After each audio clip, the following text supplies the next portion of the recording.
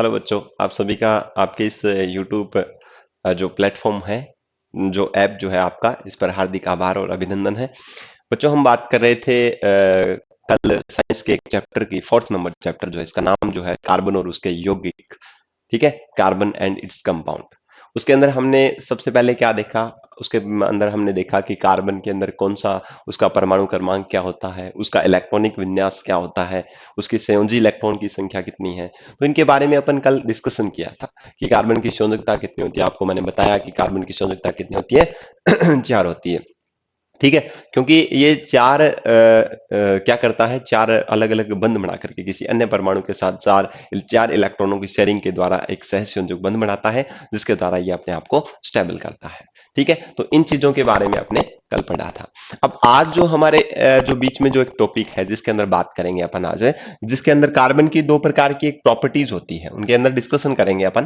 देखिए, सबसे पहले अगर मैं बात करूं यहां से, देखिए कार्बन की सर्वोत्मुखी, आपके किताब के अंदर दिया हुआ है कि कार्बन की सर्वोत्मुखी प्रकृति, सर्वोत्मुखी, सर्वोत्मुखी प्रकृति, यानी कि कार्बन का जो स्पेसिफिक जो क्वालिटी जो है उसकी बात करें, कार्बन का जो गुणधर्म है, ठीक है, मुख्य जो गुणधर्म है उनके अंदर अगर बात करें, कार्बन के यौगिकों के अंदर अगर डिस्कशन करें अपन, तो सबसे पहला इसके अंदर आता है, सबसे पहला जो है इसका गुण वो है कैटिनेशन, श्रृंखलन, श्रृंखलन, श्रृंखलन। आप ये देखिए, श्रृंखलन का मतलब, कैटिनेशन का मतलब क्या होता है? श्रृंखलन का मतलब है एक श्रृंखला से, सीरीज से है, कि कार्बन परमाणु क्या करता है कि अपने ही परमाणु के साथ जुड़ करके, कार्बन कार्बन आपस में जुड़ करके एक लंबी चेन बनाते हैं, एक लंबी सीरीज बनाते हैं। जैसे आपने देखा होगा कि जैसे माला देखी है आपने, माला के अंदर जो मोती होते हैं, जैसे जैसे मोती, एक एक मोती जुड़ करके क्या कराता है, पूरी माला का निर्माण करता है। सेम वैसे ही प्रोसेस के अंदर कार्बन कार्बन आपस में जुड़कर भी एक लंबी श्रृंखला बनाते हैं, और कार्बन की इसी प्रॉपर्टी को अपन बोलते हैं श्रृंखला। ठीक है, देखिए हम बात करते हैं श्रृंखलन के अंदर, तो याद रखें, मैं अगर डेफिनेशन इसकी लिखना चाहूं तो लिख दूंगा, कार्बन, ये तो आपको दिखाई नहीं देगा, चलिए इसके अंदर लिख देते हैं, यहां से ये यूज कर लेता हूं कि कार्बन, कार्बन आपस में जुड़कर, आपस में जुड़कर लंबी श्रृंखला बनाते हैं, जुड़कर लंबी श्रृंखला बनाते हैं, श्रृंखला बनाते हैं,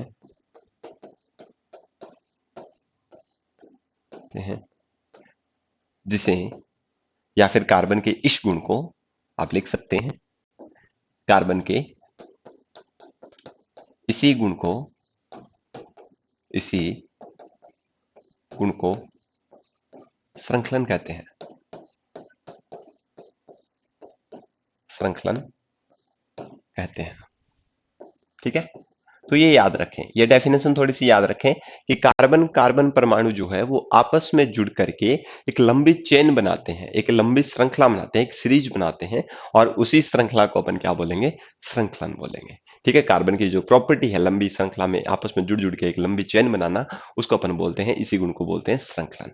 ठीक है, अभी मैं बताऊंगा आपके सामने, ये श्रृंखला जो है, याद रखें, ये जो श्रृंखलन का गुण जो है, या श्रृंखला जो है, वो कार्बन कार्बन कैसे बना सकता है? ध्यान से सुनिए, ये श्रृंखला तीन प्रकार से बन सकती है। या तो कार्बन कार्बन जुड़ करके आपस में क्या करता है, शाखित श्रृंखला बनाता है, ब्रांच्ड, ठीक है, शाखित बनाता है, या फिर कार्बन कार्बन आपस में जुड़ के अशाखित श्रृंखला बनाता है, अशाखित, या फिर कार्बन कार्बन आपस में जुड़ करके चक्रीय संरचना बनाता है। कैसे बनाता है? चक्रीय संरचना। तो कार्बन की जो स्पेसिफिक जो करेक्टर जो है, जिसके अंदर अपन ने बात किया, हमने कैटिनेशन का बात किया, संकलन की बात की, तो उसमें कार्बन क्या करता है, अपने आप को ही, अपने ही अलग यानी कि दूसरे कार्बन परमाणु से जुड़ जुड़ करके एक लंबी सीरीज का निर्माण करता है, एक श्रृंखला का निर्माण करता है, और कार्बन का यही गुण कहलाता है श्रृंखलन। वो श्रृंखला जो है वो तीन टाइप से ये बना सकता है। एक तो बना सकता है ये शाखित, ब्रांच्ड होगी, जिसके अंदर कार्बन क्या होगा, ब्रांच के, जैसे पेड़ की शाखाएं होती है ना, जैसे एक मुख्य तना होता है उससे शाखाएं निकलती है, सेम उसी कंडीशन के अंदर, उसी सिचुएशन में, उसी ही तरह, सेम उसी प्रोसीजर के अंदर कार्बन भी ऐसी ही ब्रांच बनाता है। ठीक है। दूसरी बात, कार्बन एक सीरीज के अंदर भी जुड़ सकता है। जैसे आपने रेलगाड़ी देखी होगी, रेलगाड़ी के सारे डिब्बे क्या होते हैं, एक सीरीज में जुड़े होते हैं। सेम प्रोसीजर इसके अंदर कार्बन जो है वो भी एक लंबी श्रृंखला बना सकता है। ठीक है। तीसरी बात, कार्बन कार्बन जुड़ करके एक चक्रीय संरचना बनाता है। चक्रीय का मतलब है कि वो सर्कल बना लेता है, यानी कि प्रारंभिक जो कार्बन है, जैसे जैसे उसके साथ कार्बन जुड़ते जाएंगे, अंतिम कार्बन परमाणु से वो जुड़ जाएगा। ये इसका कौन सा है, ये चक्रीय संरचना हो जाती है। मैं एक एक के बारे में आपके सामने डिस्कशन करूंगा। बेटा आराम से इस चीज को पढ़ते जाइए। आप जिस तरीके से मेरे साथ जुड़े हो, मैं उम्मीद करता हूं कि आपको मैं एग्जाम के ओरिएंटेड पूरा का पूरा मैटर, जो भी एग्जाम में मतलब सीधा डायरेक्ट क्लिक होता है, उन सभी के बारे में अपन आराम से डिस्कशन करेंगे, एक एक पॉइंट को समझने का प्रयास करेंगे। तो बने रहना इसी उम्मीद के साथ कि आपका जो है वो टारगेट जो है, जो आपने 10th क्लास में जो टारगेट लिया है कि हम वास्तव में एग्जाम को में अच्छे नंबर लाएंगे, उसके लिए मैं आपके साथ 24 घंटे तैयार रहूंगा। ठीक है। तो इसी उम्मीद के साथ अपन ये चीज जो है पढ़ रहे थे कि श्रृंखलन किसे कहते हैं, तो दिख रहा होगा सभी को। ठीक है। चलिए, समझ आ गई बात। ठीक है। चलें नेक्स्ट देखिए यहां से। अब बात करते हैं सर शाखित श्रृंखला कैसी होती है। देखिए शाखित श्रृंखला के अंदर बात करूं मैं यहां पर, शाखित, आप देखिए मैं तीनों चीजें आपको समझा देता हूं। शाखित कैसे बनाता है, अशाखित कैसे बनाता है, या फिर चक्रीय कैसे बनाता है, इनके बारे में अपन डिस्कशन कर लेते हैं थोड़ी सी, है ना। देखिए शाखित का मतलब है कि कार्बन जो है वो जुड़ करके किस प्रकार की स्ट्रक्चर बनाता है। देखिए ये कार्बन है, ये दूसरे से जुड़ा इस प्रकार से, जैसे यहां से जुड़ा तो इसकी एक ब्रांच ये निकल गई, एक ब्रांच ये निकल गई। अब बोलोगे सर ऐसे ही थोड़ी होती है, इस तरीके भी से निकल सकती है। तो ये संरचना जो है, कार्बन ने इस प्रकार से जुड़कर जो संरचना बनाई थी, बनाया है, ये होती है ब्रांच्ड शाखित श्रृंखला। ठीक है, समझ गए बात। अब बात यह है कि एक कार्बन की संयोजकता कितनी होती है, 4, और 4 कार्बन की संयोजकता को अपन फिर 4 संयोजकताएं दिखा करके उसकी उस पर हाइड्रोजन ऐड करने होते हैं। वो बात बात की बात है, पर एक बार समझ से जाइए कि किस प्रकार से ये शाखित श्रृंखला है, कौन सी अशाखित है। दूसरी बात करें अशाखित, तो उसके अंदर कार्बन परमाणु एक सीरीज में स्थित होगा इस प्रकार से, कहीं भी ब्रांच नहीं होगी। इस प्रकार की स्ट्रक्चर को बोलते हैं अशाखित श्रृंखला। ठीक है। वहीं बात करें चक्रीय संरचना की, तो चक्रीय के अंदर क्या होगा, ध्यान से सुनिए। ये कार्बन जो है, जैसे मान लो ये कार्बन इससे जुड़ा, और फिर ये कार्बन एक और जुड़ा, फिर एक कार्बन ये और जुड़ा, अंतिम कार्बन वापस पहले वाले कार्बन से इस प्रकार से जुड़ जाएगा। अब इसी को अगर मैं दिखाना चाहूं तो बेटा इसको इस तरीके से दिखा सकते हैं, एक स्क्वायर के रूप में, एक वर्ग के रूप में दिखा सकते हैं। अब आप बोलोगे सर हमें कैसे पता कि यहाँ पर ये स्क्वायर जो है, यहाँ कार्बन कौन सा है। तो याद रखें कोने पर कार्बन प्रेजेंट होता है, सेम की सेम यही सिचुएशन है, बस इसको ऐसे दिखाया गया है। ठीक है। तो इस तरीके से आप देखिए कि कार्बन जो है जिस प्रकार से, एक और अगर मैं बात करूं चक्रीय के अंदर बात करूं, तो इस प्रकार से स्ट्रक्चर बन सकती है। ठीक है। अगर मैं इसको जोड़ना चाहूं तो जोड़ सकता हूं जैसे। अब आप बोलोगे कि सर फिर कार्बन कहाँ गया। कार्बन बेटा अभी बताया मैंने आपको कि कार्बन कहाँ होता है, इसके कोने पर होता है इस प्रकार से, यहां कार्बन जुड़ा होता है, ये कार्बन, और इसकी संयुक्ता पूरी करनी होती है। आप देखो पहले वाला जो कार्बन है वो जुड़ जुड़ कर अंतिम वाला कार्बन जो है वो पहले वाले कार्बन के साथ जुड़ा हुआ है, बंद है, पैक हो गया। ठीक है। इस प्रकार से तो ध्यान रखें कि कार्बन आपस में जुड़ करके श्रृंखला बना सकता है। वो श्रृंखला शाखित हो सकती है, अशाखित हो सकती है, या फिर चक्रीय भी हो सकती है। अपन डिस्कशन करेंगे धीरे धीरे करके, जैसे जैसे चैप्टर आगे प्रोसीड करेंगे, उस संदर्भ में आपको मैं सारी की सारी चीजें एक बार करवाऊंगा। ठीक है, समझ आ गई बात यहां तक। तो कार्बन की जो पहला जो गुणधर्म था वो क्या था? श्रृंखलन था, जिसमें कार्बन कार्बन आपस में जुड़ करके एक लंबी श्रृंखला का निर्माण करते हैं, और कार्बन के इसी गुण को अपन बोलते हैं श्रृंखलन। श्रृंखला तीन टाइप्स की हो सकती है, या तो शाखित हो सकती है जिसमें कार्बन ब्रांच के रूप में होगा, या फिर अशाखित हो सकती है जिसमें कार्बन एक सीरीज में सीधे सीरीज में जुड़ा होगा, या फिर चक्रीय यानी कि एक वलय का निर्माण करेगा। ठीक है, चलिए बात करते हैं नेक्स्ट।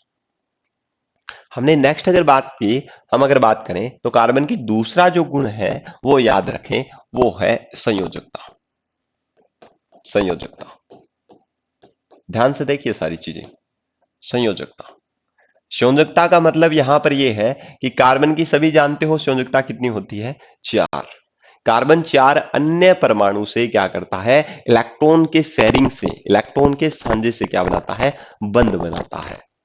तो याद रखें, इसका दूसरा गुण है कि कार्बन की संयोजकता 4 होती है। ये 4 अन्य कार्बन परमाणु से जुड़ करके अपनी संयोजकता को पूर्ण करता है। जैसे कार्बन ये रहा, इसका जो एक इलेक्ट्रॉन जो है ये दूसरे इलेक्ट्रॉन, जैसे हाइड्रोजन अगर इसके साथ जुड़ा हुआ है तो हाइड्रोजन से एक इलेक्ट्रॉन शेयर करेगा। इस प्रकार से ये अपनी चारों संयोजकता पर क्या करता है? दूसरे अन्य परमाणु से जुड़ जाता है। तो कार्बन की कितनी संयोजकता हो गई? 4 संयोजकता हो गई। अगर आप बात करेंगे सर कार्बन की 4 संयोजकता मतलब आप क्या बताना चाहते हो हमें? मैं ये बताना चाहता हूं कि इस बंध में, इस सिंगल बंध में कार्बन का भी इलेक्ट्रॉन है और हाइड्रोजन का भी है। इस बॉन्ड में कार्बन का भी है, हाइड्रोजन का भी है। इस बॉन्ड में कार्बन का भी है, हाइड्रोजन का भी है। इस बॉन्ड में कार्बन का भी है और हाइड्रोजन का भी है। कुछ इस प्रकार से स्ट्रक्चर है, यानी कि सीधा सा कंसेप्ट है, एक सिंगल बॉन्ड में, एक एकल बंध में दो इलेक्ट्रॉन क्या करते हैं? जुड़ करके एक सिंगल बॉन्ड का निर्माण करते हैं। उस एकल बॉन्ड में एक इलेक्ट्रॉन इसका होता है, एक इलेक्ट्रॉन इसका होता है।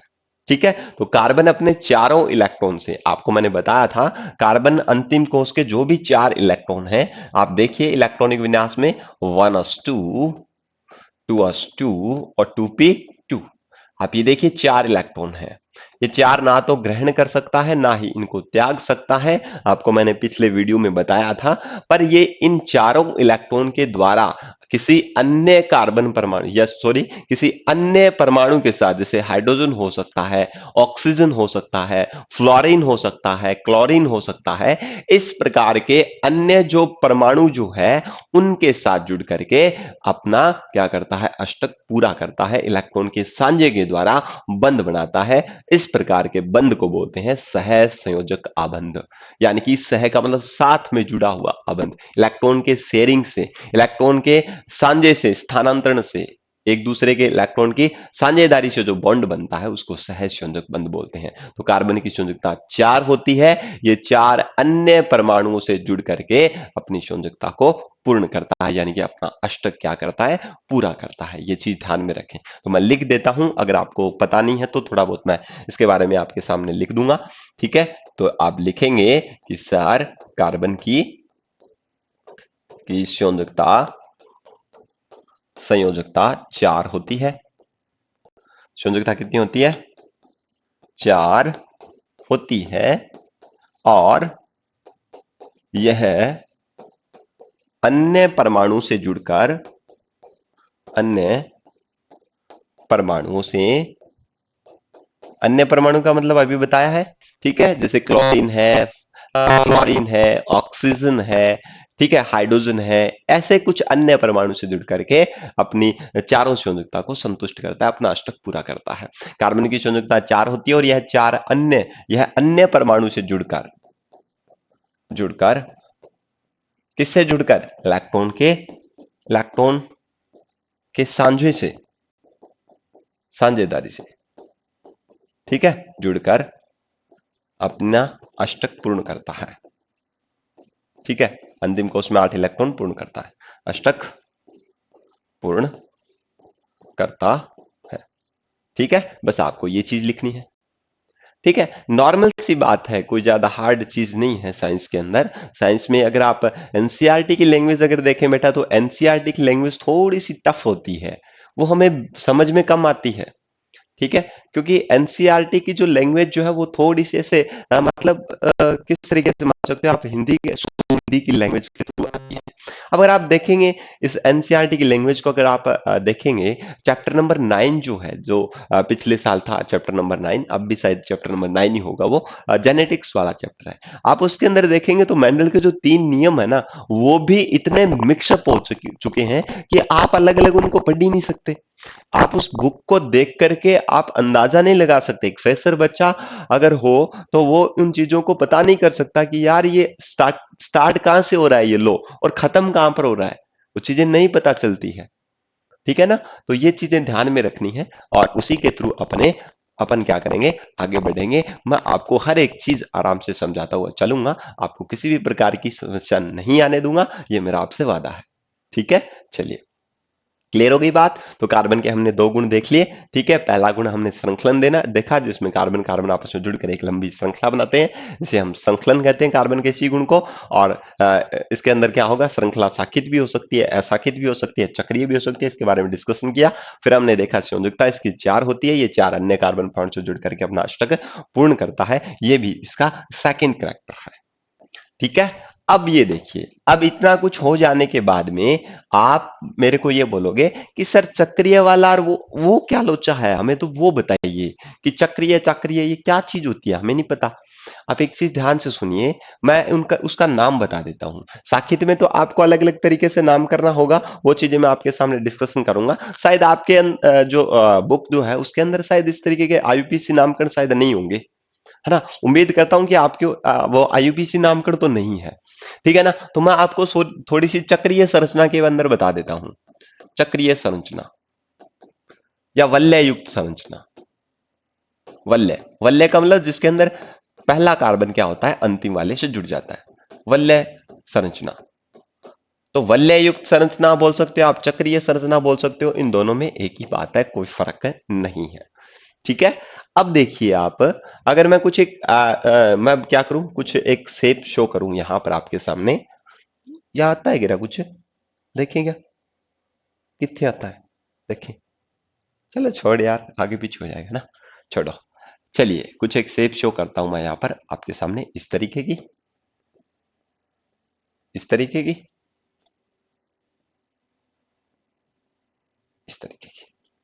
अब आप ये बोलोगे कि सर ये क्या है, ये चक्रीय है।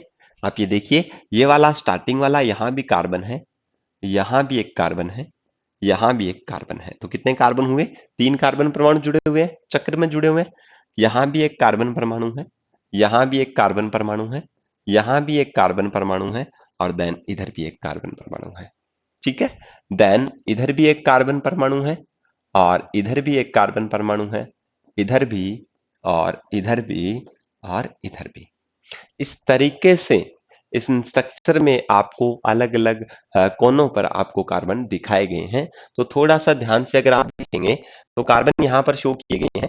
अब आप ये बोलोगे कि सर ये कार्बन तो है, ठीक है, इनका नाम देने के लिए सबसे पहले बेटा आप एक चीज ध्यान रखें, कार्बन कार्बन के बीच में अगर सिंगल बॉन्ड है तो याद रखें, सिंगल बॉन्ड यानी कि एकल ही बंध लगा हुआ है कार्बन कार्बन के बीच, तो उसको बोलते हैं एल्केन श्रेणी। अभी अपन डिस्कशन करेंगे, उसमें एन लगता है, मैं बताऊंगा कार्बन की संख्या कितनी हो तो उस कार्बन को क्या बोलेंगे। ठीक है, तो ध्यान रखें थोड़ा सा, मैं यहां पर सिर्फ आपको समझाने का प्रयास कर रहा हूं। इस कार्बन की संयोजकता देखिए बेटा, एक ये रहा, एक ये रही, और 2 संयोजकता फ्री है जिसपे मैंने 2 हाइड्रोजन जोड़ दिए। ठीक है, इसके अंदर 1 2 और 2 संयुक्ता फ्री है, उसमें जोड़ दिए हमने हाइड्रोजन, और इसके अंदर भी हमने क्या जोड़ दिए, हाइड्रोजन। अब इसी प्रकार से इनमें होता है, संयुक्ता पूरी करो, अगर बॉन्ड जुड़े हुए हैं, इस कार्बन को देखो, इस कार्बन में एक बॉन्ड ये रहा, एक बंद ये रहा, एक ये बंद रहा, 2 बंद है। अब 2 संयुक्ता खाली रह गई, तो उसके ऊपर क्या जोड़ देंगे हम, हाइड्रोजन जोड़ देंगे, इस प्रकार से। इसी प्रकार ये 2 है तो हाइड्रोजन जोड़ देंगे, एक 2 संयुक्ता हो गई, इसमें 3 2 हाइड्रोजन जोड़ देंगे, हाइड्रोकार्बन यौगिक बना रहा हूं मैं, ठीक है ना, थोड़ा ध्यान रखिए, हाइड्रोजन और कार्बन से बने यौगिक हाइड्रोकार्बन, करेंगे अपन डिस्कशन। ठीक है, यहां पर भी 2 जोड़ दो, क्योंकि एक ये रहा, एक ये रहा, 2 2 4 संयुक्ता होती है, ये 2 हाइड्रोजन के साथ फिलअप कर ली इसने। यहां भी 2 होगी, यहां भी 2 होगी, यहां भी 2 हाइड्रोजन जुड़ेंगे, यहां भी 2 हाइड्रोजन जुड़ेंगे, ये हाइड्रोकार्बन यौगिक है। अब आप ये देखिए ध्यान से थोड़ा सा कि सर हाइड्रोकार्बन यौगिक तो एक अच्छी बात है, ये आपने बना दिया, पर इसका नाम क्या करेंगे? याद रखो, चक्रीय संरचना जहां भी आएगी, आप उनका नाम करने के लिए सबसे पहले यहां पर लिखोगे साइक्लो। क्या नाम लिखोगे? साइक्लो से नाम शो करोगे उसको। ठीक है, जो भी वलय युक्त संरचनाएं आपके सामने होगी, उसके लिए आप किस नाम से यूज करोगे उसको? साइक्लो से यूज करोगे। साइक्लो लिखना है वहां पर। ठीक है, अब आप ये बोलो सर इसका नाम क्या है, मैं आगे आपको बताऊंगा। एक बार थोड़ा सा आपको चक्रीय के बारे में मैं बता रहा हूं कि किस प्रकार से चक्रीय है, किस प्रकार से नहीं है, थोड़ा सा ध्यान देखें। अब हर एक सर्जन, अब आप बोलोगे सर इसी के लिए साइक्लो होता है? नहीं बेटा, सभी के लिए साइक्लो होता है, तो आप इसके लिए भी साइक्लो यूज करना। चक्रीय युक्त संरचना होती है, उन सभी के लिए अपन साइक्लो यूज करेंगे। इसके लिए भी हाँ सर साइक्लो यूज कर लीजिए। साइक्लो, ये साइक्लो शब्द पहले आपको जोड़ना ही पड़ेगा। अगर आप चक्रीय संरचना का कोई नाम दे रहे हो तो आपको क्या जोड़ना पड़ेगा? साइक्लो जोड़ना पड़ेगा। ठीक है, अब बात करें यहां से कि सर साइक्लो तो हमने जोड़ लिया, अब इसका नाम क्या है? अब देखिए, 1 नंबर, 2 नंबर और 3 कार्बन है। एक कार्बन को अपन बोलते हैं मैथ से स्टार्ट होता है, मैथ, एथ और प्रोप। कार्बन 3 हो तो उसको प्रोप बोलते हैं अपन, और सिंगल बंद लगे हो तो उसके पीछे एन लगा देते हैं। अभी मैं श्रेणी करवाऊंगा आपको, थोड़ा सा ध्यान दीजिए, करवाऊंगा अभी मैं आपको। ठीक है, तो एथ, मैथ और प्रोप, 3 कार्बन हो तो प्रोप बोलेंगे। सिंगल बॉन्ड है तो एल्केन श्रेणी है, पीछे एन लगा देंगे, तो प्रोप के पीछे एन लगाओगे तो क्या बन जाएगा? प्रोपेन। तो सर इसका नाम हमें पता चल गया कि इसका नाम है साइक्लोप्रोपेन। क्या नाम हो गया? साइक्लोप्रोपेन। ठीक है, ठीक है सर, अब आपने ये तो बता दिया हमें साइक्लोप्रोपेन। फिर ये क्या लोचा है? इसके साथ जोड़ना है बेटा, जगह नहीं थी मैंने यहां लिख दिया, थोड़ा सा साथ में जोड़ के लिखना। यहां पे अगर आप जोड़ के लिखोगे तो सर 1 नंबर कार्बन को हम बोलते हैं, क्या बोलेंगे यहां पर? 1 नंबर कार्बन को हम मैथ बोलते हैं, 2 नंबर को हम एथ बोलते हैं, 3 नंबर को हम प्रोप बोलते हैं, 4 कार्बन है सर यहां पर, तो हम इसको ब्यूट बोलेंगे। ऑब्वियसली ब्यूट बोलोगे। ठीक है, तो 4 कार्बन जब होंगे तो उसको अपन ब्यूट बोलेंगे। और जब सिंगल बॉन्ड लगे हों, एकल बंद लगे हों, ये देखो बेटा, ये 2 बॉन्ड होते हैं, ये एकल बॉन्ड होता है, ये 3 बॉन्ड होते हैं। तो आप देखो कौन सा बॉन्ड है सभी कार्बन के बीच में? एकल बॉन्ड है। ठीक है, सिंगल बंद है, एकल बंद है। अब आप ये देखो कि सर एकल बंद है तो श्रेणी तो एल्केन हो गई, कंफर्म है ये तो उनके पीछे क्या एन लग जाएगा? 4 कार्बन को ब्यूट बोलते हैं, तो सर ब्यूट के पीछे एन लगा दो, हमारा काम खत्म। हम लिख देंगे सर इसका नाम है साइक्लोब्यूटेन। क्या नाम है? साइक्लोब्यूटेन। अभी मैं बताऊंगा आपको single bond, first, double bond, third bond क्या होता है। रुको, एक बार आराम से समझेंगे सारी चीजों को। एथ, सॉरी, पहला एक कार्बन को एथ। अब आप ये बोलोगे सर इसी को मैथ क्यों बोला आपने? आप किसी को बोल सकते हो बेटा, कार्बन गिनने हैं कितने, 1 2 3 4 5। 5 कार्बन को, उस कार्बन नंबर 5 जो है उसको बोलते हैं अपन पेंट, और सिंगल बॉन्ड है इसके लिए लगाएंगे एन, तो क्या बन जाएगा? साइक्लोपेंटेन। याद रखो, इसको बोलेंगे साइक्लोपेंटेन। तो एक बात कंफर्म याद रखो बेटा, कि जब भी कोई भी वलययुक्त संरचना आपको दिखे तो उसके लिए आप क्या यूज कर लोगे? क्या यूज कर लोगे? बोलिए बोलिए बोलिए, जल्दी बोलिए, है ना? क्या यूज कर लोगे? Cyclo. Obviously sir cyclo use करेंगे। अब आप ये बोलोगे, देखो अब मैं अगर बात करूं तो आप ये बताओ, ये क्या नाम है? ये आपकी किताब में भी है और आपसे पूछा भी गया है, ये क्या है फिर? कितने कोने हैं? पहले तो कोने गिनो, कोने गिनो, फटाफट से कोने गिनो आप। कोने गिनोगे तो सर 1 कोना, 2 3 4 5 6, तो 6 कार्बन है। ठीक है सर, 6 तो कार्बन है, सिंगल बॉन्ड जुड़े हुए हैं। अब आप बोलोगे कि सर ठीक है, आपने ये बताया कि 6 तो कार्बन है, तो क्या करें? इसको दूसरे पेज पे बताऊं क्या? चलिए दूसरे पेज पे बताता हूं, क्योंकि ये इंपॉर्टेंट है, पूछा गया है क्वेश्चन, है ना? पूछा गया है। देखिए, इस तरीके की स्ट्रक्चर आती है आपके सामने। चक्रीय संरचना है, ये तो आपको दिख ही रहा होगा, चक्रीय संरचना है। अब आप ये देखिए कि सर कोने पर तो आपने बताया हमें कार्बन होता है। ठीक है sir, yellow sir, yellow sir, yellow और येलो। अब आप ये मत बोल देना कि सर बाहर है क्या, ये बाहर नहीं है बेटा, ये कार्बन इस तरीके से है। देखो मैं बताता हूं इसको, ये ऐसे है, ये इसके अंदर, फिर ये, फिर ये, फिर यहां कार्बन, यहां सी, इस प्रकार से है बेटा, ऐसे है। ठीक है ना? समझ गए बात? अब यहां से आपको करना है संयुक्ता पूरी। इस कार्बन को देखो, हाइड्रोकार्बन की बात कर रहा हूं, इस कार्बन के साथ क्या क्या जुड़े हुए, कितने जुड़े हुए हैं, एक संयुक्ता, दो संयुक्ता, कितनी कमी है, दो संयुक्ता की कमी है, तो आप दो हाइड्रोजन जोड़ दो, एक इधर एक इधर जोड़ दो, एक इधर जोड़ दो। ठीक है सर, जोड़ दिया। इसकी देखो एक और एक दो, इसके साथ भी दो हाइड्रोजन जोड़ दो। ठीक है सर, इसके साथ एक दो और इसके भी तीन और ये चार। इसके साथ भी सर दो और जोड़ने हैं, एक दो दो ही है, तो इसके साथ मैं सीधा ही दो जोड़ देता हूँ, नीचे जगह नहीं है। ठीक है, अब इसके साथ भी एक हाइड्रोजन इधर जोड़ दो, एक हाइड्रोजन इधर जोड़ दो। इसके अंदर देखो एक दो और तीन और ये चार। तो इस प्रकार से ये बन रहा है। इसको अगर शॉर्ट फॉर्म में लिखा जाए बेटा, तो शॉर्ट फॉर्म में कुछ ऐसे लिखेंगे अपन कि CH2 CH2 CH2 CH2 और इधर CH2 और इधर CH2 और इधर, इस तरीके से लिखेंगे बेटा। ठीक है, दिख रहा है क्या? मेरा सर आ रहा होगा या? अरे रुको रुको रुको रुको, अब दिखेगा। अब देखो आराम से, ये तीनों ही एक जैसे हैं।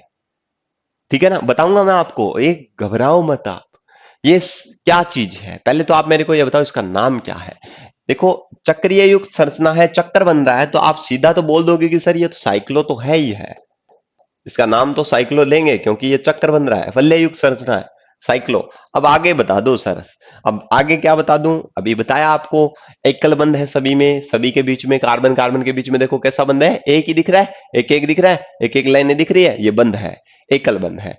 तो एकल बंध है, इसका मतलब उस श्रेणी को एल्केन बोलते हैं, पीछे एन लगेगा।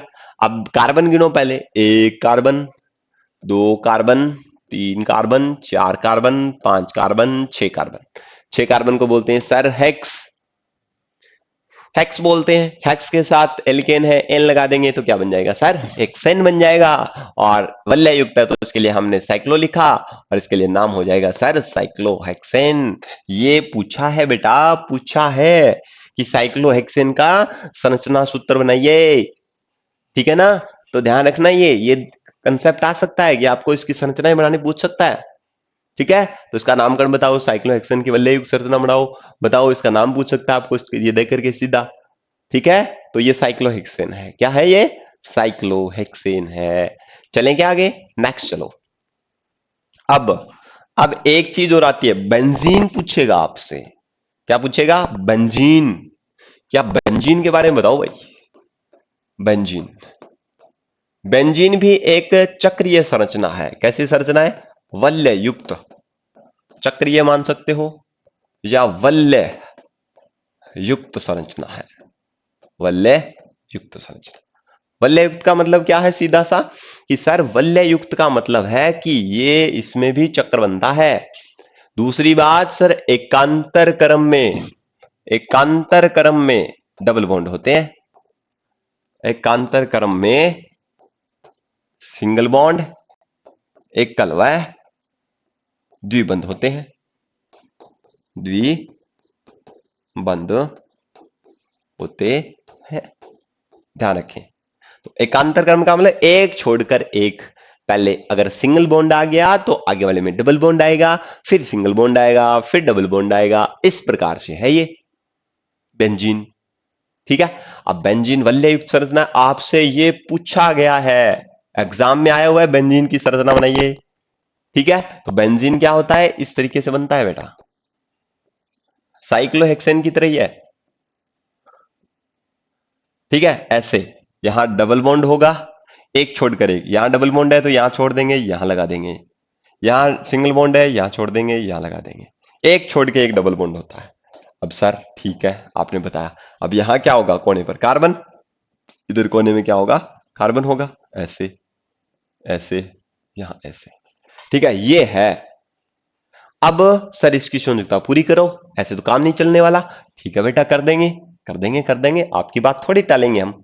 चलिए, अब देखो ये कार्बन है, इसकी संयुक्ता कितनी होती है, एक की चार। देखो एक दो तीन, एक फ्री रह गई ना, इस पे जोड़ दो हाइड्रोजन। ठीक है सर, आपने बोला हाइड्रोजन जोड़ देंगे। इसकी देखो बेटा, एक दो तीन, और कार्बन की संयुक्ता चार होती है, फोर्थ वाली भी हाइड्रोजन जोड़ दो। ठीक है सर, ये भी आपकी बात सही मानी।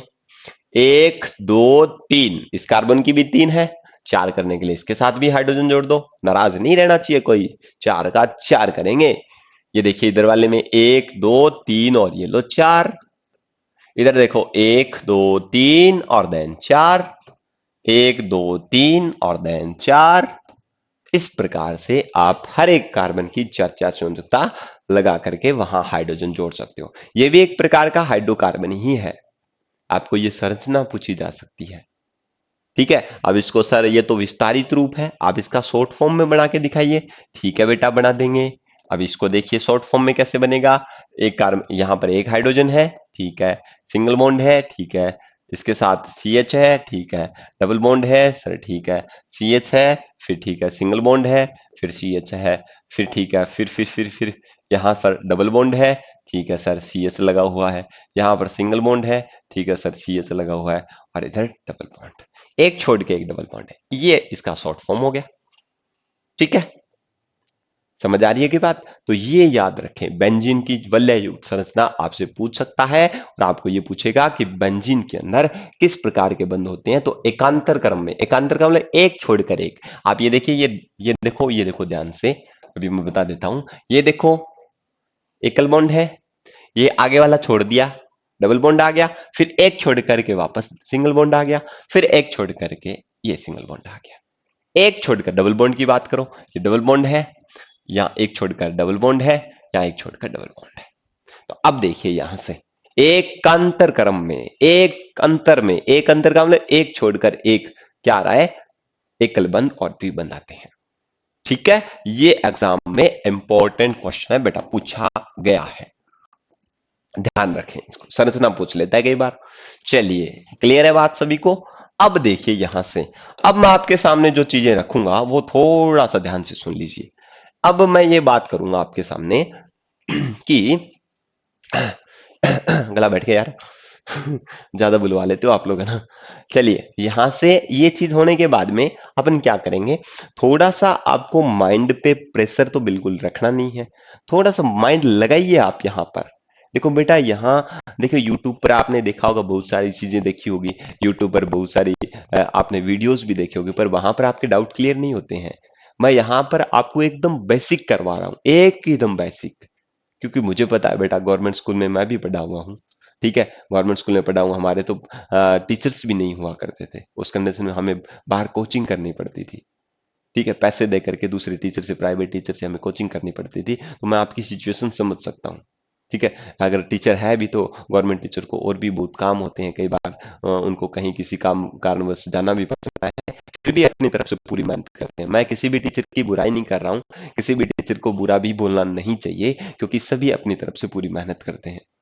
अगर टाइम नहीं होता है तो किसी कारणवश से वो आपको टाइम नहीं दे पाते हैं, वो बात एक अलग है, पर हर एक टीचर अपने आप में यूनिक होता है। आपको सभी टीचर्स की रिस्पेक्ट करनी चाहिए, चाहे कोई भी कैसा भी टीचर हो, आपको वो पढ़ाए चाहे नहीं पढ़ाए। मान लो फॉर एग्जाम्पल मैं आपके सामने खड़ा हूँ, आपने कभी मेरे को देखा भी नहीं होगा, आपने कभी मेरे से पढ़ा नहीं होगा, आप इसी यूट्यूब प्लेटफॉर्म के थ्रू आप मेरे से रूबरू हो रहे हो, मेरे से पढ़ रहे हो, इसका मतलब ये नहीं है, इसका मतलब ये बिल्कुल नहीं है कि मैंने आपको सिखाया नहीं है, या फिर इसका मतलब ये भी नहीं है कि मैं यहाँ पढ़ा रहा हूँ, कोई दूसरा टीचर आपके सामने हो, कहीं दूसरी जगह वो पढ़ा रहा हो, तो आप उसकी रिस्पेक्ट कम करो। ऐसी बात नहीं है, गुरु से बड़ा कुछ भी नहीं होता, बस आपके मन के अंदर वो एक फीलिंग होनी चाहिए कि वास्तव में गुरु जैसी कोई चीज नहीं है। पर बात यह है कि आप गुरु गुरु गुरु होना चाहिए, और आप अगर शिष्य हो तो वास्तव में मन से अगर आप शिष्य हो, तभी वो आपका गुरु और शिष्य का जो रिलेशन है वो शानदार बनता है। इसलिए मैं आप सभी से ये आग्रह करूंगा कि जो भी आपको टीचर दिखे, जरूरी नहीं है वो आपको पढ़ाए टीच करवाए, आपको जो भी आस पड़ोस में जो भी आपके टीचर सामने हो, आप उनको नतमस्तक करके एक बार उनको प्रणाम जरूर बोले।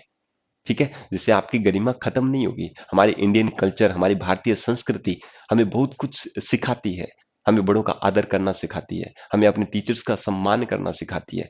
पर जैसे जैसे ये सोशल मीडिया का युग आ रहा है, हम उन चीजों से बहुत ज्यादा पिछड़ चुके हैं। मैं ये नहीं कहता कि सोशल मीडिया एक बुरी चीज है, यूज नहीं करना चाहिए। आज के इस युग में, 21वीं शताब्दी में, अगर आप सोशल मीडिया के बिना अगर आप अपनी लाइफ को देखना चाहें, तो आप अपनी लाइफ की कल्पना नहीं कर सकते, क्योंकि ये आज की डिमांड है, और हमें डिमांड के थ्रू चलना पड़ेगा। ठीक है ना। आज हम और आप आपस में जुड़े हैं, हम एक परिवार के साथ इस तरीके से कनेक्ट हो चुके हैं। ये सोशल मीडिया का ही रूप है। इसके थ्रू मैं आपसे बात कर रहा हूँ, आप मेरे से जुड़े हुए हैं। ठीक है। तो इन चीजों को थोड़ा सा दूर रखें। आपके मन में किसी भी टीचर के प्रति हीन भावना नहीं होनी चाहिए। आप अपने मन से, अगर एकदम सही है, मन से सही होना बहुत ही जरूरी है इंसान का। अगर आप मन से सही है, अगर आप किसी भी टीचर की रिस्पेक्ट करते हो, तो आप मान के चलिए आपका टीचर और आप जो है उनके बीच में एक बहुत ही अच्छा बॉन्ड होगा। एक माँ बाप से अगर माँ बाप की अगर बात करें, माँ बाप के तुल्य गुरु का सम्मान होता है। गुरु का आदर माँ बाप के बराबर किया जाता है। जैसे माँ माँ बाप क्या करते हैं बचपन में आपको, क्या करते हैं, उठना बैठना खेलना, किस तरीके से आपको खाना खाना, वो सारी चीजें सिखाते हैं। तो वहीं विद्यालय में जैसे ही आप आते हो, वो टीचर्स आपकी भूमिका तय करते हैं, आपका फ्यूचर बनाते हैं।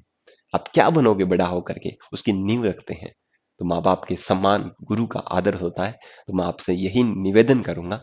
आपसे हो सकता हूँ मैं आपसे हो सकता हूँ क्या हूँ, ठीक है। मैं आपसे बड़ा हूँ, इसलिए आपसे मैं रिक्वेस्ट करता हूँ कि अपने गुरुओं का सम्मान कीजिए।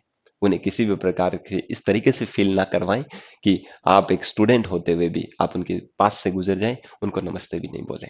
ये एक शिष्य की, एक स्टूडेंट की ये गरिमा नहीं होती है।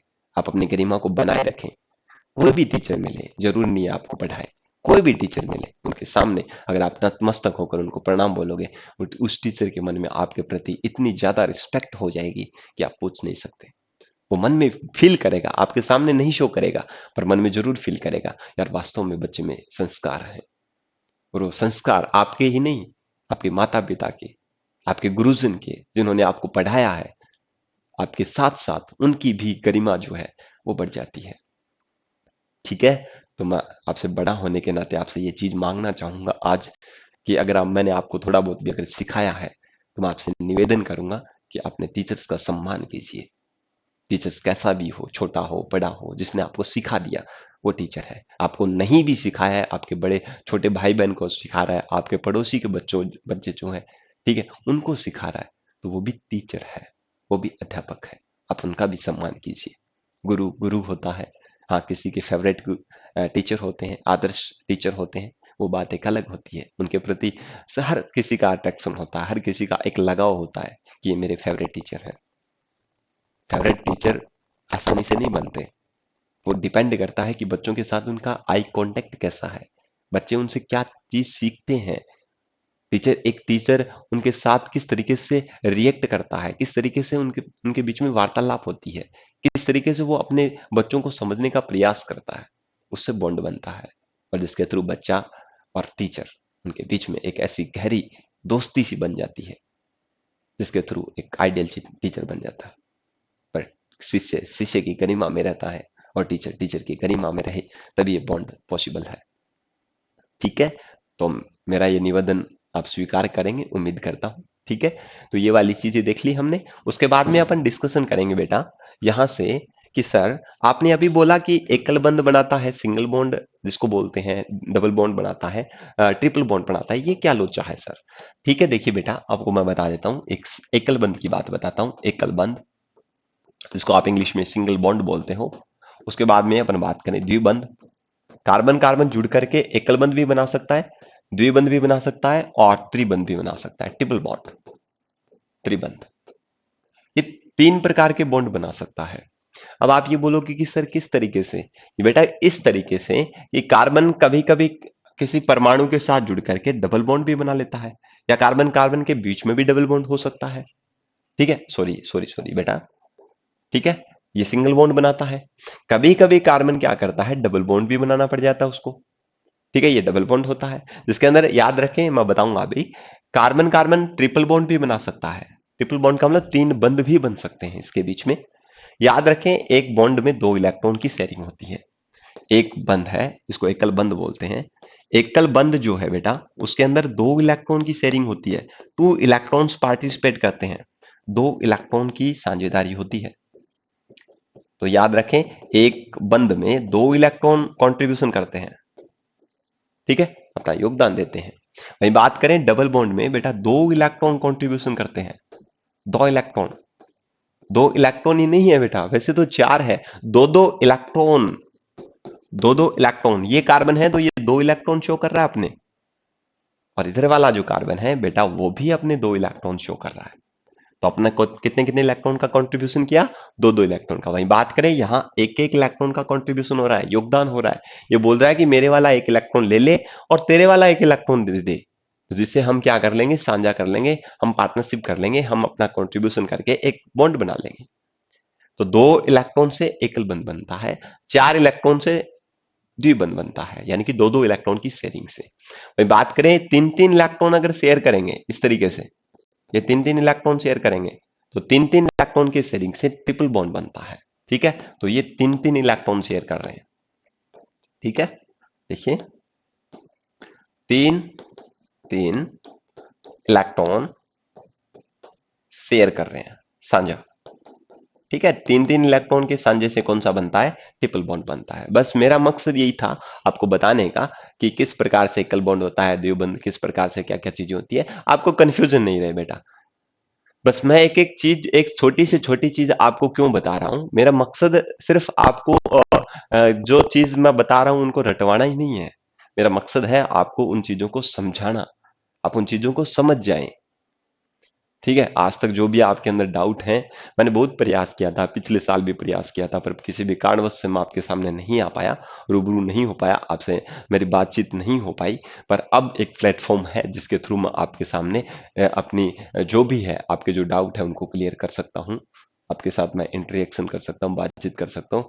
अब मैं देखो, ये रिकॉर्डेड क्लास है, मेरा भी मन ऐसे थोड़ा कम ही करता है रिकॉर्डेड क्लास में, क्योंकि जब तक आप सामने नहीं होते हो ना, तब जब तक आप क्वेश्चन नहीं पूछते हो, तब तक देखो एक टीचर को पढ़ाने का जो है ना, वो एक स्ट्रैटेजी अलग हो जाती है। जिस दिन मैं आपके सामने लाइव क्लास के रूप में आऊंगा, आप उस दिन देखना हमारा और आपका जिस तरीके से इंटरेक्शन होगा, अपनी बातचीत का इंटरेक्शन होगा, हमारे हमने जो पढ़ा उसके बारे में हम डिस्कशन करेंगे। आप बोलोगे कि सर हमें ये, मुझे ये नहीं आता, मैं आपको वो चीजें बताऊंगा। एक अलग फीलिंग आती है उस चीज में, पढ़ाने का मजा आता है उस चीज में। ठीक है, तो जल्द ही शुरू करेंगे, है ना। अपन देखो बर्डन नहीं लेना है, जल्द ही मैं आपके सामने सारी की सारी चीजें लेकर आऊंगा। ठीक है, बस उम्मीद करता हूं कि आप इस परिवार को बनाए रखें। मैं बहुत कोशिश करने के बाद में हमने ये प्लेटफॉर्म खड़ा किया है। ठीक है, और इस प्लेटफॉर्म में आपके सहयोग के बिना ये प्लेटफॉर्म आगे नहीं बढ़ सकता। इस राजस्थान में आपको इस प्लेटफॉर्म को एक आग की तरह फैला देना है, जिसे आग की एक चिंगारी होती है ना, वो पूरे वन को जला देती है, पूरे वन को जला देती है। आप इस शिक्षा की क्रांति को, आपके इस प्लेटफॉर्म को, आपको उसी चिंगारी की तरह लेके जाना है, जिसे राजस्थान का हर एक बच्चा समझे कि वास्तव में एजुकेशन क्या चीज होती है। ठीक है, समझे, बात समझ में आ गई। अपने साथी बच्चों को मोटिवेट कीजिए। ठीक है, अब पर्पज सिर्फ ये नहीं है कि पैसा कमाना। बेटा आप देखिए, किसी भी यूट्यूब चैनल से अगर आप पढ़ते हो तो वहां पर आपकी भारी भरकम फीस लेते होंगे बहुत सारे। ऑब्वियसली होता भी है बेटा, खर्चा होता है। ठीक है, उनकी भी कमी नहीं है। ठीक है, वो भी गलत नहीं है, खर्चा आता है, सिस्टम का खर्चा आता है, और भी बहुत सारी फॉर्मेलिटीज होती है जिसकी वजह से खर्चा आता है इतना। ठीक है, वो पे कर आपको पे करना पड़ता है, जिसकी वजह से उनका काम चलता है। पर हमने आपके लिए एकदम मिनिमम कॉस्ट के थ्रू आपको ये कोर्स प्रोवाइड करवाने का पूरा प्रयास किया है। हम एक रुपया बचाना नहीं चाहते, हम सिर्फ आप और हम जुड़ करके एक बड़ी फैमिली बनाना चाहते हैं, जिसके थ्रू अगर हम कहीं भी खड़े हों, राजस्थान के किसी भी कोने पर अगर खड़े हों, तो हम ये कह सकें कि वास्तव में हमारे परिवार के बच्चे वहां पर खड़े हैं। ठीक है, हम जब हम आप लोगों से मिलें तो हमें ये खुशी हो कि वास्तव में हमारे बच्चे भी हमारे सामने हैं। बस इसी उम्मीद के साथ हम आपके सामने ही रूबरू हुए हैं। ठीक है, और इस फैमिली को हम आगे तक लेके जाएंगे, ये आपसे विश्वास करते हैं, और हम ये उम्मीद भी करेंगे आप लोगों से कि आप अपना सहयोग देंगे। ठीक है, क्लियर हो गई बात सभी को। तो याद रखें, एकल बॉन्ड के अंदर दो इलेक्ट्रॉन आपस में शेयरिंग करेंगे जिससे एकल बॉन्ड बनेगा, और दो दो इलेक्ट्रॉन अगर शेयर करते हैं तो उससे डबल बॉन्ड बनता है, यानी कि द्विबंध बनता है, और तीन तीन इलेक्ट्रॉन का कंट्रीब्यूशन होगा तो आपका त्रिबंध बनेगा। ठीक है, चलिए बेटा हम बात करते हैं अब हाइड्रोकार्बन की। देखिए आपके चैप्टर के अंदर, देखो मैं आपको ज्यादा पजल नहीं करना चाहता। ठीक है, मैं आपको एक सिंपली फॉर्म में बताऊंगा। ठीक है, देखिए एक चीज ध्यान से सुनिए, हाइड्रोकार्बन यौगिक कौन से होते हैं, एक बात सुनिए। हाइड्रोकार्बन, हाइड्रोकार्बन ठीक है, हाइड्रोकार्बन, हाइड्रोकार्बन यौगिक, हाइड्रोकार्बन कंपाउंड्स, ठीक है, ये क्या होते हैं? याद रखो बेटा, हाइड्रोकार्बन यौगिक वो होते हैं जो हाइड्रोजन और कार्बन से बने होते हैं। कार्बन और हाइड्रोजन से मिलकर बने हुए जितने भी यौगिक हैं वो सारे बेटा हाइड्रोकार्बन यौगिक हैं। ये बात, जैसे फैमिली के अंदर क्या होता है, दादाजी, दादी जी, मम्मी पापा, भाई बहन, ये सब होते हैं ना, तो वो एक फैमिली है, वो एक परिवार है। उसी प्रकार से हाइड्रोकार्बन यौगिकों में परिवार क्या होता है, हाइड्रोजन और कार्बन, ठीक है। अब कार्बन और हाइड्रोजन से जो बने हुए यौगिक होते हैं उनको बोलते हैं हाइड्रोकार्बन। याद रखें, हाइड्रोकार्बन यौगिक कौन से होंगे, जिनमें हाइड्रोजन होगा और कार्बन होगा, हाइड्रोजन और कार्बन। तो कार्बन और हाइड्रोजन से जो भी यौगिक बनेंगे उनको बोलते हैं हाइड्रोकार्बन यौगिक। आप देखना इस चैप्टर के अंदर जिसमें कार्बन और हाइड्रोजन ही आपको दिखे सिंगल और कुछ ना दिखे, वो सारे के सारे हाइड्रोकार्बन होते हैं, ठीक है। अब हाइड्रोकार्बन में कुछ एक जैसे परमाणु है वो हाइड्रोजन को प्रतिस्थापित कर करके उसकी जगह आ जाते हैं, तो याद रखे वो भी हाइड्रोकार्बन है। बस डिपेंड करता है कि हाइड्रोजन को हटा दिया उन्होंने, खुद उसकी जगह आ गए। पर हाइड्रोजन और कार्बन दिख जाए तो इसका मतलब वो हाइड्रोकार्बन यौगिक है, ठीक है। हाइड्रोकार्बन यौगिक में से ही हाइड्रोजन का प्रतिस्थापन होता है जिसके थ्रू अन्य परमाणु आते हैं जिनको बोलते हैं विषम परमाणु। बात करेंगे अपन, डिस्कशन करेंगे आगे। तो याद रखें, डेफिनेशन अगर पूछ ले तो आप क्या लिखोगे सर, अगर डेफिनेशन पूछ ले तो हम कम थोड़ी है, ठीक है। क्या लिखेंगे, वे यौगिक जो कार्बन व हाइड्रोजन से बने होते हैं, कार्बन व हाइड्रोजन से बने होते हैं। तो वे यौगिक जो कार्बन और हाइड्रोजन से बने होते हैं उनको अपन क्या बोल देंगे, हाइड्रोकार्बन यौगिक। बेटा दिख नहीं रहा क्या, ये लाइटनिंग ज्यादा हो रखी है ना, चलो कोई बात नहीं है, देखेंगे, ठीक है। तो हाइड्रोकार्बन यौगिक कौन से होंगे, ऐसे यौगिक जो कार्बन और किससे बने होते हैं, हाइड्रोजन से बने होते हैं, वो सारे के सारे हाइड्रोकार्बन यौगिक कहलाते हैं, ठीक है। 46 मिनट हो गई क्या, ठीक है, थोड़ी सी देर और बढ़वा देते हैं, ठीक है, उसके बाद में देखें। देखा, हाइड्रोकार्बन यौगिक जो कार्बन और हाइड्रोजन से बने होते हैं उनको हाइड्रोकार्बन यौगिक। हाइड्रोकार्बन यौगिक में दो प्रकार की अगर बात करें तो एक होते हैं संतृप्त हाइड्रोकार्बन, कौन से, संतृप्त हाइड्रोकार्बन यौगिक, और दूसरे होते हैं असंतृप्त हाइड्रोकार्बन, असंतृप्त। एरोमेटिक एलिफेटिक उनकी बात नहीं कर रहा हूं मैं, ठीक है। नॉर्मल आप याद रखें, जो चीज आपके सिलेबस के अंदर है वो थोड़ी सी ध्यान रखें। एक संतृप्त होते हैं और एक असंतृप्त हाइड्रोकार्बन यौगिक होते हैं। असंतृप्त हाइड्रोकार्बन यौगिक में दो प्रकार की होते हैं, एक तो आती है एल्कीन श्रेणी और एक आते हैं हाइड्रोकार्बन में एल्काइन श्रेणी वाले हाइड्रोकार्बन यौगिक, सीरीज वाले। इस संतृप्त के अंदर आता है केवल एल्केन श्रेणी वाले, एल्केन। अब सर ये एल्केन एल्कीन ये श्रेणी क्या है, ये बेटा हाइड्रोकार्बन की ही श्रेणी है जिसके अंदर एल्केन श्रेणी के अंदर बात करें तो वहां पर कार्बन और हाइड्रोजन के बीच में, देखिए ध्यान से थोड़ा, कार्बन और हाइड्रोजन के बीच, कार्बन और हाइड्रोजन के बीच में यहां पर सिंगल बॉन्ड होगा, एकल बंध। तो कार्बन और हाइड्रोजन के वे यौगिक जिनमें कार्बन के बीच में या कार्बनों के बीच में, कार्बन कार्बन के बीच में एकल बंध पाया जाता है। याद रखें, हाइड्रोजन नहीं लिखो तो आप कार्बन लिख सकते हो, ठीक है, ध्यान रखें, कार्बन और कार्बन के बीच। तो कार्बन कार्बन के बीच में अगर, यार ये लाइट ज्यादा हो रखी है आज तो, चलिए कोई बात नहीं है। कार्बन और कार्बन के बीच में कौन सा बॉन्ड होगा, एकल बंध होगा। तो इस प्रकार के यौगिक जो है वो संतृप्त हाइड्रोकार्बन यौगिक कहलाते हैं, ठीक है। तो दूसरी बात करें कि सर असंतृप्त कौन से होंगे, वे हाइड्रोकार्बन यौगिक जिनमें डबल बॉन्ड होता है। एल्किन श्रेणी में क्या होगा, कार्बन कार्बन के बीच में डबल बॉन्ड होगा, और एल्काइन श्रेणी में क्या होगा, कार्बन कार्बन के बीच में ट्रिपल बॉन्ड पाया जाता है, त्रिबंध पाया जाता है, ठीक है। तो ये क्या होंगे, ये दोनों ही त्रिबंध और द्विबंध वाले कार्बनिक यौगिक जो है हाइड्रोकार्बन यौगिक, ये असंतृप्त हाइड्रोकार्बन में आएंगे, और सिंगल बॉन्ड वाले हाइड्रोकार्बन किस में आएंगे, संतृप्त में आएंगे। तो यहां पर मेरा मकसद सिर्फ इतना ही है कि हाइड्रोकार्बन यौगिक किसे कहते हैं। वे यौगिक जो हाइड्रोजन और कार्बन से बने होते हैं उन्हें हाइड्रोकार्बन यौगिक बोलते हैं। ये दो कैटेगरी में अगर डिवाइड करके देखें तो एक संतृप्त हाइड्रोकार्बन यौगिक होते हैं और एक असंतृप्त हाइड्रोकार्बन यौगिक होते हैं। संतृप्त हाइड्रोकार्बन यौगिक जिनमें वे हाइड्रोकार्बन यौगिक जिनमें कार्बन कार्बन के बीच एकल बंध पाया जाता है वो संतृप्त होते हैं, और वे हाइड्रोकार्बन यौगिक जिनमें कार्बन कार्बन के बीच में डबल बॉन्ड या फिर ट्रिपल बॉन्ड यानी कि द्विबंध और त्रिबंध पाया जाता है उनको हम असंतृप्त हाइड्रोकार्बन। चलो मैं लिख देता हूं थोड़ा सा, जिससे आपको आपके डाउट्स क्लियर हो जाए। चलिए पहले लिखते हैं संतृप्त हाइड्रोकार्बन। संतृप्त हाइड्रोकार्बन तो लिख दें वे हाइड्रोकार्बन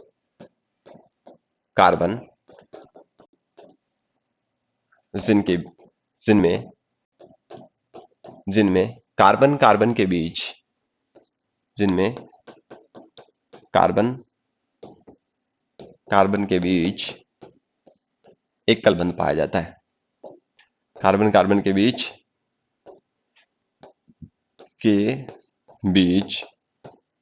एकल बंध पाया जाता है। एकल बंध पाया जाता है वे कौन से कहलाते हैं? संतृप्त हाइड्रोकार्बन यौगिक। कौन से कहलाते हैं? संतृप्त हाइड्रोकार्बन यौगिक। दूसरा असंतृप्त हाइड्रोकार्बन। असंतृप्त हाइड्रोकार्बन तो असंतृप्त हाइड्रोकार्बन किसे बोलेंगे? जिसमें द्विबंध और त्रिबंध पाया जाता हो। सेम सेम डेफिनेशन लिखो तो क्या लिखेंगे? वे हाइड्रोकार्बन जिनमें कार्बन कार्बन के बीच जिनमें कार्बन कार्बन के बीच